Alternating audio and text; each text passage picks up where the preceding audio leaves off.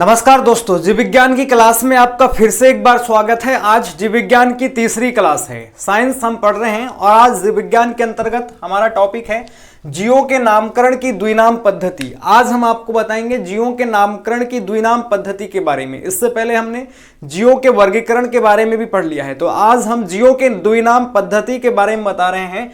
1753 में, ध्यान रखिएगा, 1753 में कैरोलस लिनियस नामक वैज्ञानिक ने सबसे पहले जीवों के नामकरण की द्विनाम पद्धति को प्रचलन में लाया था। और ये कैरोलस लिनियस वही वैज्ञानिक हैं जिन्हें वर्गीकी का जन्मदाता कहा जाता है, टैक्सोनॉमी ऑफ फादर कहा जाता है, फादर ऑफ टैक्सोनॉमी कहा जाता है।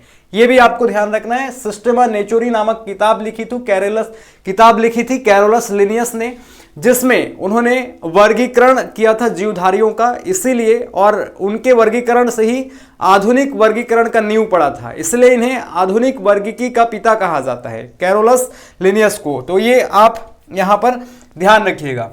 अब देखिए, जीवों के द्विनामकरण पद्धति में जीवों का दो नाम होता है। नाम से स्पष्ट है, जीवों के नामकरण की द्विनाम पद्धति, द्विनाम यानी कि दो नाम। तो इस नामकरण पद्धति में जीवों का दो नाम होता है। इसमें लैटिन भाषा के दो शब्दों से मिलकर के नामकरण किया जाता है, दो शब्दों को मिलाकर के नामकरण किया जाता है। तो ध्यान रखेंगे, जीवों के नामकरण की द्विनाम पद्धति में पहला शब्द जो होता है वो वंश नाम होता है, जेनेरिक नेम होता है, और दूसरा शब्द जो है जाति नाम होता है, स्पेसिस नेम होता है। इसके अंतर्गत ये उदाहरण भी मैं अभी कुछ एग्जाम्पल्स भी आपको दूंगा, लेकिन आपको ध्यान रखना है कि जीवों के नामकरण की द्विनाम पद्धति में लैटिन भाषा के दो शब्द यूज किए जाते हैं। पहला शब्द वंश नाम होता है और दूसरा शब्द जाति नाम होता है। आपको यह भी ध्यान रखना है, वंश तथा जाति नामों के बाद उस वर्गीकीविद यानी कि उस साइंटिस्ट वैज्ञानिक का नाम जोड़ दिया जाता है जिसने उस जाति के जीव को खोजा हो, या फिर उस जाति का सबसे पहले वर्तमान नाम प्रदान किया हो।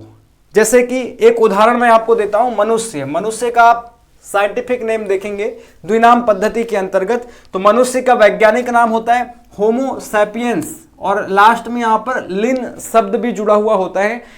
ये आप अगर पढ़ेंगे गहराई से तो आपको ये शब्द भी दिखाई देगा। तो यहां पर आपको, जैसे ये होमो जो है पहला शब्द है, वंश नाम है, होमो यहां पर वंश नाम है, ध्यान रखना है, वंश नाम है। और सैपियंस यहां पर दूसरा शब्द है जो कि जाति है, यानी कि होमो उस वंश का नाम है जो सैपियंस जाति से संबंधित है। और लास्ट में यहां पर लिन शब्द जुड़ा हुआ है, तो लिन उस वैज्ञानिक का नाम है जिसने सबसे पहले मनुष्य का वैज्ञानिक नामकरण किया, मनुष्य को वर्तमान नाम प्रदान किया, इसलिए यहां पर लिन शब्द जोड़ दिया गया है। और ये लिन कैरोलस लिनियस का ही नाम है, ध्यान रखिएगा।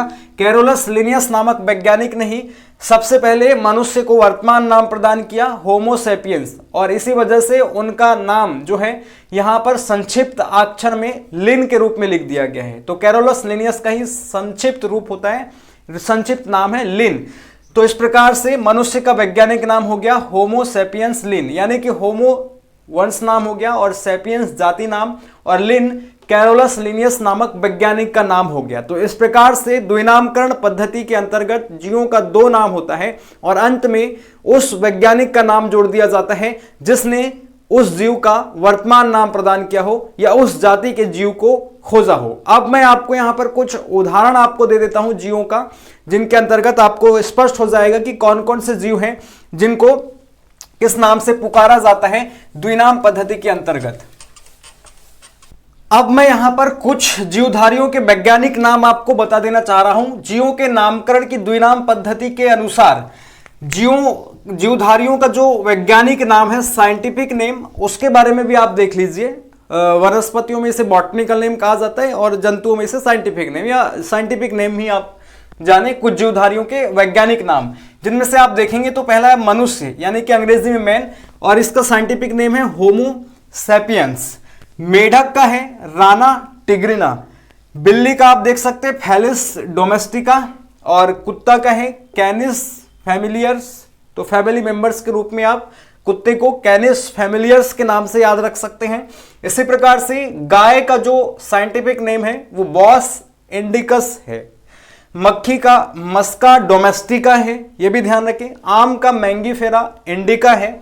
धान का ओराइजा सेटाइवा है और गेहूं का ट्रिटिकम एस्टिवम है। इसी प्रकार से मटर का पाइसम सेटाइवम और चना का साइसर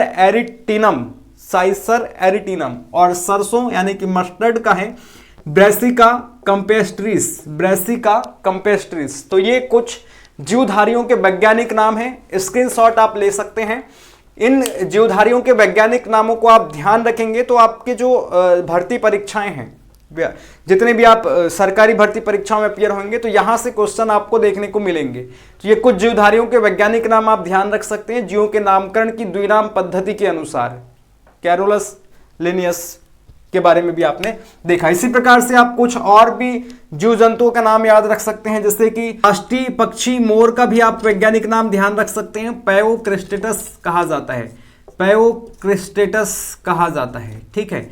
ये इस प्रकार से कुछ जीवधारियों का वैज्ञानिक नाम है, इतना भी आप ध्यान रख लेते हैं तो सफिशिएंट है। इसमें आपको स्पष्ट हो गया होगा जीवों के नामकरण की द्विनाम पद्धति, यानी कि पहला नाम जो है यहाँ पर वंश नाम होता है और दूसरा जाति नाम होता है। तो यही है द्विनाम पद्धति, जीवधारियों का द्विनामकरण पद्धति। तो कैरोलस लिनियस के द्वारा इस नामकरण पद्धति को प्रचलन में लाया गया था। तो इस वीडियो में इतना ही, मिलेंगे नेक्स्ट वीडियो में। तब तक के लिए आप बने रहिए, यूट्यूब चैनल को सब्सक्राइब कीजिए, दोस्तों के साथ शेयर भी कीजिए और अपनी राय कमेंट बॉक्स में जरूर रखिए। और साथ ही साथ वीडियो अगर पसंद आ रहा हो तो लाइक भी कीजिए और किस टॉपिक पर किस टाइप की वीडियोस आपको चाहिए ये भी आप सजेस्ट कर सकते हैं कमेंट बॉक्स में अपनी कमेंट करके।